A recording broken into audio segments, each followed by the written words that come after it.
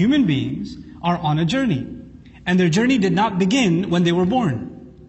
Islam came and said that your journey began many years ago. As a matter of fact, your journey began at the same time as when Adam alayhi salam was created. All of the arwah, all of you and I were created. And we were actually asked by Allah, if Allah asked us directly, Alastu bi rabbikum, am I not your master? We all responded, of course you are. That's when our journey began. We all knew Allah.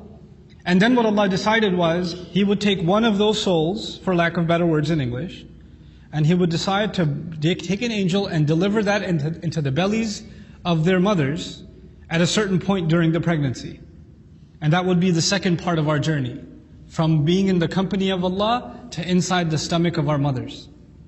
And the third part of our journey would be when ثُمَّ السَّبِيلَ يَسَّرَهُ, which we'll read later on. We would come out of our moms and our life in this world would begin. Our life didn't begin when we were born out of our mothers. Our life began much before then. Our physical body, yes, it started then.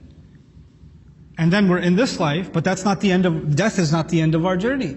Death is actually the next important stop. And then begins a life that's going to be the life of questioning. The life of being accountable for what we did in this life. What we did in this interim period. And that's going to be the life that many people will spend inside their graves. And from there the next phase will begin. When Allah will command, and everyone who's left alive will also die, and then another time it will be blown into, the horn will be blown into, and everyone will be raised again. All humanity will be raised again, will be brought back to life, even though we're decayed for thousands, hundreds of thousands of years. And when we all come back together, then Allah will question every single human being for how they lived their life. All of their deeds will be judged, and then there are only two conclusions, two destinations to go. It's either eternal heaven or eternal hell. Those are the two destinations. These are pretty powerful statements to make, because now you're saying human beings, be asked, where did I come from? Where am I going? It's answering that question, isn't it? What is the meaning of life?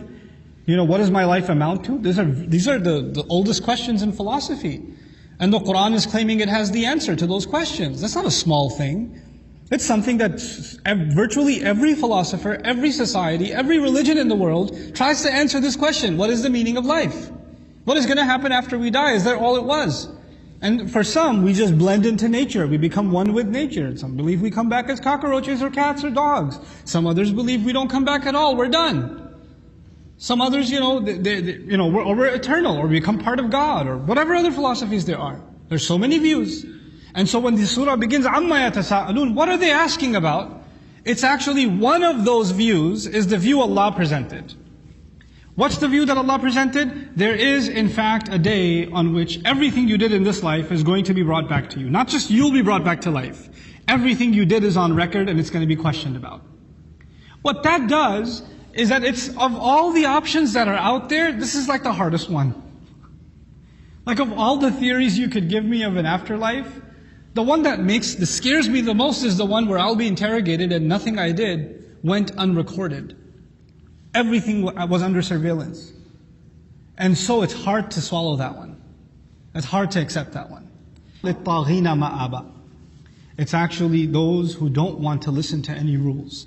People who want to just do what they want to do.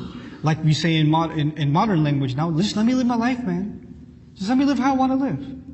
I don't want to listen to anybody. Just leave me alone. I just want to be free. Those people are most agitated by the notion of a day of resurrection. They're most disturbed by it.